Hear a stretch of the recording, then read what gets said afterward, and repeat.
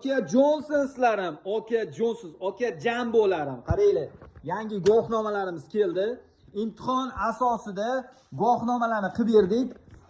100 ta guvohnoma aytgandik, uchib ketdi.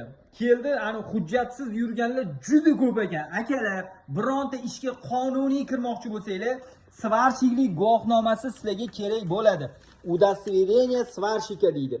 Yana 200 ta aytib qo'ydik, чтобы sizlar kutib qolmasligingiz uchun kelasizlar. Maxsus imtihon asosida hujjatlarni olasizlar. 2-razreddan 5-razredgacha hozir berilyapti imtihon asosida. Qo'ng'iroq qilinglar mana shu raqamga.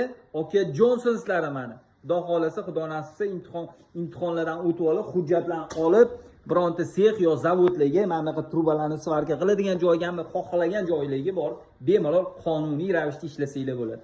Asosiysi birinchi o'rinda qonun bo'lishi kerak. Joninglar sog' bo'lsin, aloqaga chiqinglar akalar.